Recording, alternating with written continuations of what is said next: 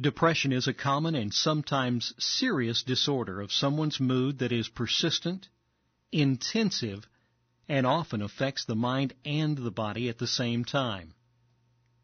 More than 90% of all college students have reported having depressive moods several times in the last year, and 50% of students say that at some point these depressive moods have interfered with them functioning at college.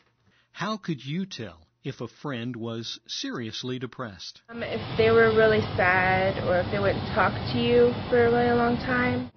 I would look for if they have a big change in their behavior, what I know them as, if they're not talking to me as much, or if they just shy away from things that they usually did a lot. I would take notice of that. Depression is more than just the blues. The blues are something that's very common that we all experience. It usually decreases with time. It's also tend to be based on an external event. And it's mainly just emotion. It just affects how a person feels. Whereas depression is really more serious.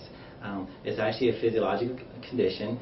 It really doesn't have to be based on an external event. People can just be depressed without no reason at all. And it affects more than just the mind or just the emotions. It also affects the mind, the body, as well as the emotions. So it's more all-encompassing.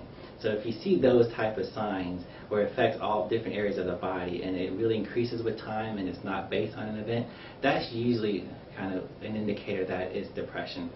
There are a lot of symptoms with depression. We have to realize there's almost literally over 200 different combinations of symptoms that relate to depression. So you can't just look for one or two. But some of the common symptoms are just, consistent sad mood, a lack of interest or a lack of motivation, changes in weight, changes in sleep. So if you see things like that, concurrently over a pattern of time, and it seems to be getting worse, it's not based on an external event, that might be a good indicator that something more serious is going on. Many people are shocked to learn that 10% of college students have considered attempting suicide, and less than 20% of college students with depression are receiving treatment. What would you do to help a friend you thought was seriously depressed? I would try to talk to them first, see whatever I could get out of them, probably one-on-one, and then if I thought it was something serious, I'd probably go to my other friends or someone close to that person. I would also try talking with them to see if maybe I'm not the person they want to talk to, if there's somebody else they do feel comfortable talking to, and seeing if I can get that connected. Well, the first thing you should do is really just share your concerns.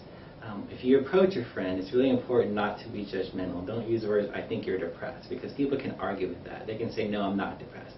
But if you share your concerns about or your observations, what you see, it's pretty hard to argue. No one can argue that you're concerned about a friend, or that you're noticing they're not going out, or you're noticing that they're not sleeping or they're not eating.